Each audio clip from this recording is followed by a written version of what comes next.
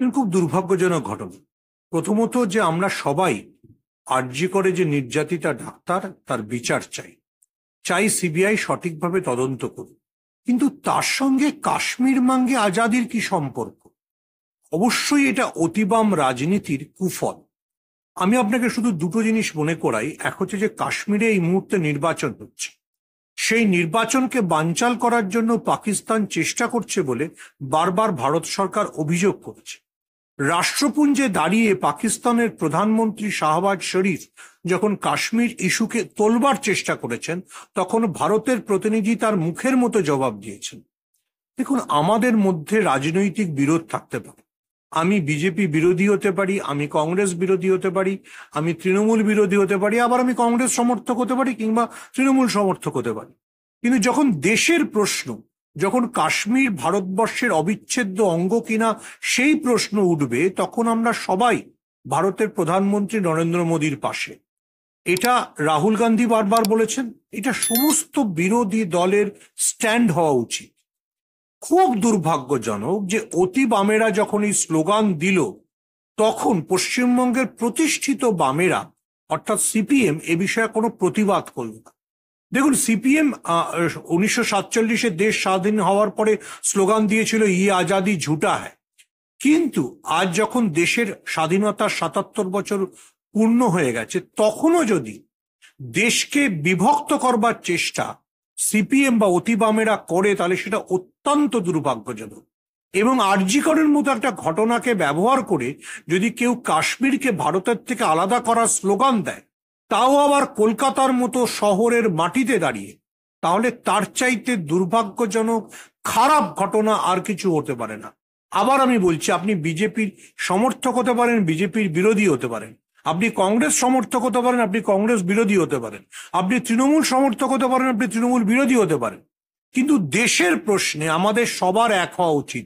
কাশ্মীর ভারতবর্ষের অবিচ্ছেদ্য অঙ্গ। কাশ্মীরের আজাদির স্লোগান তোলা অত্যন্ত অত্যন্ত অন্যায়। এটা ভারতবর্ষকে দুর্বল করার চেষ্টা। এবং এই যে আন্দোলন, যেটা নির্যাতিতার বিচারের দাবিতে আন্দোলন, যাতে আরজি করে যা ঘটনা ঘটেছে তার প্রতিবাদ হয়, তার আন্দোলন, সেটাকে দুর্ভাগ্যজনকভাবে কালিমা লিপ্ত করা হলো।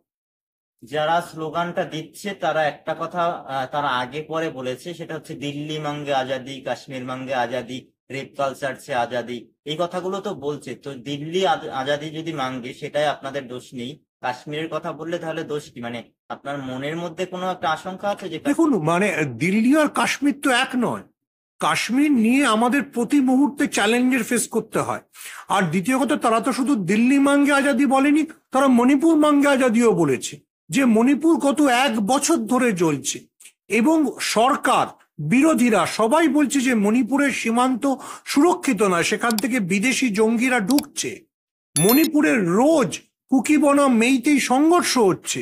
আপনি সেই পরিবেশে মণিপুর মাঙ্গে আজাদি, কাশ্মীর মাঙ্গে আজাদি বলবেন? আপনাকে তো প্রতিটা বক্তব্যের সেন্সিটিভনেসকে রক্ষা করতে হবে। আবার আমি বলছি, আমাদের যারা এই স্লোগান দিচ্ছে তারা ঘুরিয়ে পাকিস্তানের হাতেই কোনো অস্ত্র তুলে দিচ্ছে না তো? তারা আসলে পাকিস্তানের ক্রীড়নক নয় তো? এইটা আমাদের মাথায় রাখতে হবে। তারা যদি পাকিস্তানের হাতের গোলাম হয়ে যায়, দেখুন যে সময়টাই স্লোগানটা দেওয়া হচ্ছে, আবার আমি রিপিট করছি, সেই সময় কাশ্মীরে নির্বাচন হচ্ছে। কাশ্মীরের মানুষ যাতে ভারতবর্ষের মূল স্রোতে থাকেন সেই চেষ্টা করা হচ্ছে। সব রাজনৈতিক দল সেই চেষ্টা করছে। তাদের মধ্যে বিভেদ থাকতে পারে, কংগ্রেসের সাথে বিজেপির কাশ্মীর নীতি নিয়ে বিভেদ থাকতে পারে, কিন্তু কাশ্মীর ভারতের অবিচ্ছেদ্য অঙ্গ, এটা রাহুল গান্ধী থেকে শুরু করে তার দাদু, তার দিদিমা সবাই বলেছেন। আপনি যখন বলছেন যে পাকিস্তানের মদদ থাকতে পারে এখানে, সেখানে যখন শুরুর দিকটায় আরজি করের আন্দোলন, তখন আমরা দেখেছি পাকিস্তান, বাংলাদেশে এই আরজি কর আন্দোলনটাকে বা এই কলকাতার আরজি কর নিয়ে তাদের ওখানকার ডাক্তাররা, সাধারণ মানুষ অনেকে কথা বলছিলেন। খুব দুর্ভাগ্যজনক না সেটা? বাংলাকে অপমান করার আর না, বাংলা অপমান না। যে পাকিস্তানের যদি অত ডাক্তারদের নিয়ে আগ্রহ থাকতো, তাহলে ওরা গাজা নিয়ে প্রতিবাদ করছে না কেন? গাজাতে গোটা হেলথ সিস্টেমটাকে ধুলোতে মিশিয়ে দিয়েছে ইসরায়েল, ওদের তো সেই নিয়ে মাথা ব্যথা নেই।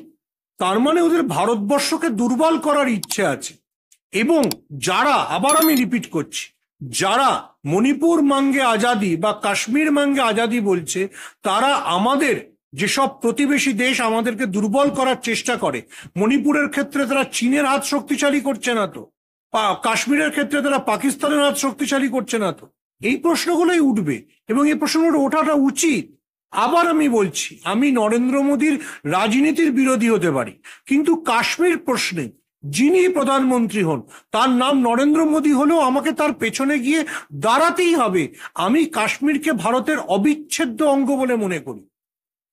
এই আজাদি স্লোগান যখন প্রথম দিকে দেওয়া হচ্ছিল, তৃণমূল কংগ্রেসের আগেও বিজেপি এর বিরোধিতায় সরব হয়েছিল।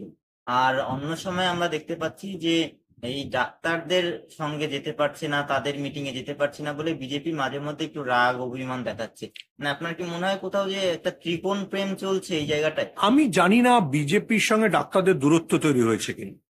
বিজেপির সঙ্গে ডাক্তারদের আন্দোলনের দূরত্ব তৈরি হতে পারে, কিন্তু আবার আমি বলছি, আপনি বিজেপি হন, আপনি তৃণমূল হন, আপনি সমাজবাদী পার্টি হন, আপনি শিবসেনা হন, কেউ এটা বলতে পারে না যে কাশ্মীর মাঙ্গে আজাদি অথবা মণিপুর মাঙ্গে আজাদি। তাও এরকম একটা ক্রিটিক্যাল সময় দাঁড়িয়ে, যখন কাশ্মীরে আবার নির্বাচন হচ্ছে এবং রাষ্ট্রপুঞ্জে পাকিস্তানের প্রধানমন্ত্রী কাশ্মীর নিয়ে ভারতকে আক্রমণ করছেন, তখন আপনি কাশ্মীর মাঙ্গে আজাদি মানে আপনি পাকিস্তানের হাতকে শক্তিশালী করছেন।